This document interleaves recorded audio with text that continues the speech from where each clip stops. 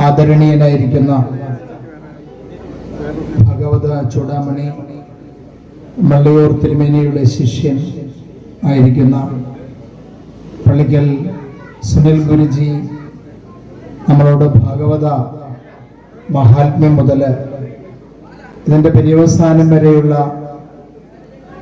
ആ ഭാവത്തെ പരിപൂർണതയിലേക്ക് എത്തിച്ച് ഈ നാട്ടിലെ മുഴുവൻ ഭക്തന്മാരെയും ഈ ഭാഗവത ഭക്തി സമുദ്രത്തിൽ ആറാടിക്കുവാൻ ഗുരുജിയുടെ വാക്കുകളും ഗുരുജിയുടെ നിങ്ങൾക്ക് പറഞ്ഞു തരുന്നതായ മഹത്വപൂർണമായ എല്ലാ അനുഗ്രഹങ്ങളും കഥകളിലൂടെയും നമുക്ക് മംഗളകരമായ ഈ ഭാവത്തെ നമുക്ക് സൃഷ്ടിച്ചെടുക്കണം. അതിനായി ഗുരുജി എന്ന് പറയുമ്പോൾ ഭാഗവത സത്രം മുതൽ ഞങ്ങൾ കഴിഞ്ഞ കിടക്ക് വൈക്കത്ത് ഒരു യജ്ഞം കാണുവാൻ ഞാനും നമ്മുടെ പഞ്ചായത്ത് മെമ്പറായിരിക്കുന്ന നമ്മുടെ റജിച്ചേട്ടനും മേച്ചേരിയും അതുപോലെ തന്നെ ബാലകൃഷ്ണൻ ചേട്ടനും അതുപോലെ തന്നെ നമ്മുടെ ഗണിച്ചേട്ടനും ഇങ്ങനെ ഒരു പറ്റും ആൾക്കാരെ പ്രകാശ് ചേട്ടനൊക്കെ പോയിരുന്നു, നമ്മുടെ സെക്രട്ടറി പോയിരുന്നു. അങ്ങനെ ഓരോ സ്ഥലത്ത് ചെല്ലുമ്പോൾ അവിടുത്തെ ഞാൻ ആദ്യം പോയത് വഴിക്കത്ത് തെക്കേനട TV പുരത്തുള്ളൊരു സ്ഥലത്താണ്. കഴിഞ്ഞിടക്ക് ഗുരുജിയുടെ ചെറിയൊരു സങ്കേതം, വലിയ കാര്യമല്ല, എന്നാലും അവിടെ ആ ഒരു കുഞ്ഞു കാര്യത്തിൽ ഒരു കുഞ്ഞു ക്ഷേത്രത്തിൽ നടക്കുന്ന കർമ്മം എന്ന് പറയുമ്പോൾ അവിടുത്തെ കുഞ്ഞു കുട്ടികൾ മുതൽ വലിയ ആൾക്കാര്, അവിടെ മധ്യവയസ്കരെന്നോ കുഞ്ഞു ആൾക്കാരെന്നോ അല്ലെ ചെറിയ ആൾക്കാരെന്നോ അല്ലെങ്കിൽ അങ്ങനെയൊന്നുമില്ലാതെ എല്ലാവരും അവിടെ ഗുരുജിയുടെ പ്രഭാഷണം കേൾക്കുവാനും ഗുരുജിയുടെ ഈ ഭാഗവത പാരായണം കേൾക്കുവാനും പ്രാർത്ഥനകൾ കേൾക്കുവാനും ഒക്കെ തിങ്ങി നിറഞ്ഞിരിക്കുന്ന ഒരു വേദിയാണ് നമ്മൾ കണ്ടത്. അപ്പോൾ നമുക്ക് ക്ഷമയുള്ളവരാണോ അല്ലെങ്കിൽ നമുക്ക് ഭാഗവതം രസിക്കുവാൻ ആഗ്രഹമുള്ളവരാണോ എന്നറിയുന്നത് നമ്മുടെ ക്ഷമയാണ്, എല്ലാത്തിനുമുള്ള ക്ഷമയാണ്. ക്ഷമയാണ് ഈശ്വരന്റെ വലിയൊരു ഇരിപ്പിടമായിട്ടുള്ള സ്ഥാനം. അതിനുശേഷം മറ്റൊരു സ്ഥലത്ത് വൈക്കത്തെ കഴിഞ്ഞിടക്ക് പോയിരുന്നു അല്ലേ, പോയി കണ്ടിരുന്നു.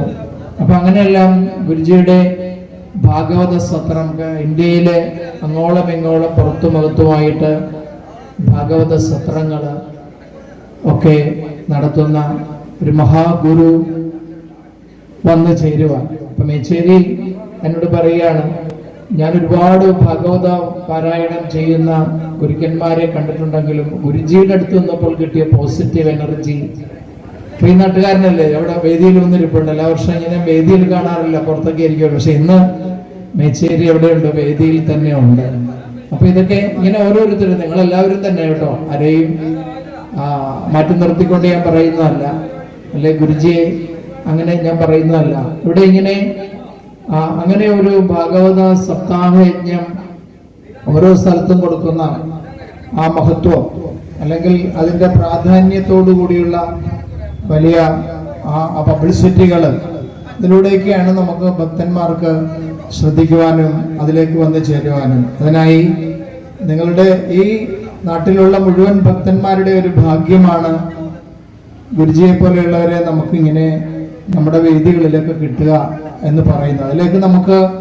അതിലേക്ക് നമ്മൾ രസിച്ചിരിക്കുമ്പോഴാണ് ആ ഭക്തി എന്താണ് ഭാഗവതം, എന്താണ് ഭാഗവത സപ്താഹ യജ്ഞമെന്ന് നമുക്ക് അറിയുവാനും അറിയിപ്പിക്കുവാനും സാധിക്കുന്നവ നമ്മൾ കണ്ടു കാണും. ചിലപ്പോൾ കഴിഞ്ഞ വർഷം അതിൻ്റെ മുമ്പത്തെ വർഷമൊക്കെ ഓരോ ആചാര്യന്മാർ സപ്താഹ യജ്ഞം നടത്തുമ്പോൾ എല്ലാം സപ്താഹമാണ്. യഥാർത്ഥ സപ്താഹ യജ്ഞത്തിന്റെ പൊരുള് ഒരുപാട് ആചാര്യന്മാരുടെ കൂടെ ഞാൻ ഒത്തിരി ഇഷ്ടംമാതിരി ഒരുപാട് വർഷങ്ങളായിട്ട് എണ്ണിയാൽ തീരാത്തത്ര ഗുരുക്കന്മാരുടെ കൂടെ ഭാഗവത സപ്താഹ യജ്ഞത്തിന് ഞാൻ കൂടിയിട്ടുണ്ടെങ്കിലും ഗുരുജിയുടെ കൂടെ ഇരുത്തിക്കൊണ്ട് പറയുന്നതല്ല കേട്ടോ, ഗുരുജിയുടെ കൂടെ ഇരുന്ന് യജ്ഞത്തിൽ പങ്കെടുത്തപ്പോൾ ഉണ്ടായിട്ടുള്ള ആ മഹത്വം, ഈശ്വരീയ ഭാവം എനിക്ക് ഒരുപാട് ഗുണങ്ങളെ തന്നിട്ടുണ്ട്. അതുപോലെ നിങ്ങൾക്കോ എനിക്ക് കിട്ടിയതുപോലെ ഈ അറിവ് എനിക്ക് കിട്ടിയതുപോലെ ഇതിനൊപ്പം നിന്ന് വർത്താനം പറയാനൊക്കെ കിട്ടുക നിസ്സാര കാര്യമല്ല.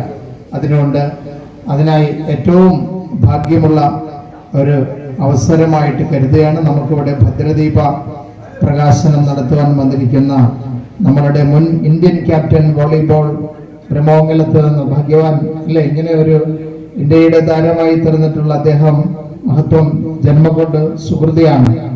ആ സുഹൃതിയായിരിക്കുന്ന അദ്ദേഹത്തിന് പോകുവാൻ തിരക്കുണ്ട് എങ്കിൽ പോലും ഈ ഭദ്രദീപം എ മധു IRS അദ്ദേഹത്തിന് ഈ സന്ദർഭത്തിൽ ഗുരുജിക്കും ഒപ്പം നന്ദി രേഖപ്പെടുത്തുന്നു. ഈ വന്ന മുഴുവൻ ഭക്തന്മാർക്കും നന്ദി രേഖപ്പെടുത്തിക്കൊണ്ട് രണ്ട് വാക്ക് അല്ലെങ്കിൽ അദ്ദേഹത്തിന് സംസാരിക്കുന്നതിനുള്ള നിങ്ങളോട് അഭിസംബോധന ചെയ്ത് സർവശ്രീ മധു അവറുകൾ നിങ്ങളോട് സംസാരിക്കുകയാണ്.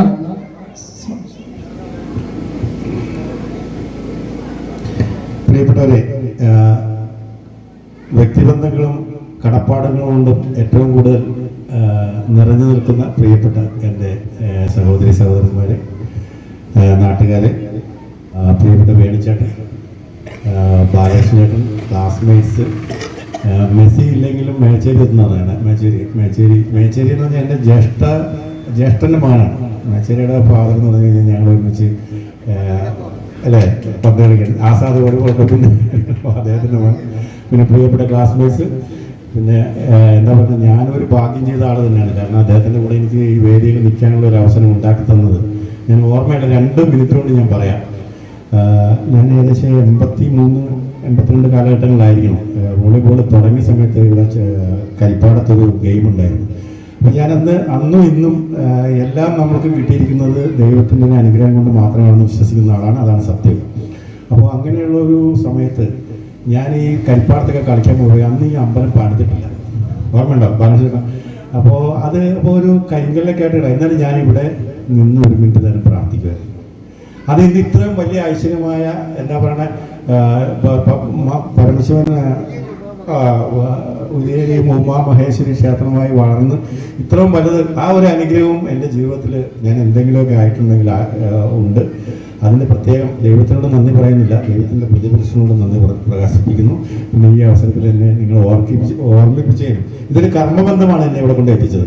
തീർച്ചയായിട്ടും എനിക്ക് എന്താ പറയണ ഈ വോളിബോളിൽ കൂടെ ബ്രഹ്മോല്ലാസനത്തിൻ്റെ വോളിബോളിൽ കൂടെ നിങ്ങൾ കണ്ടുവരുന്ന സമയത്ത് തന്നെ എന്തൊക്കെയോ ആയി എന്നാണ് ദൈവത്തിൻ്റെ അനുഗ്രഹം പോലും. അതുകൊണ്ടാണ് ഇതിന് കർമ്മബന്ധങ്ങളാണ് എന്നെ ഇവിടെ കൊണ്ട് എത്തിച്ചത്.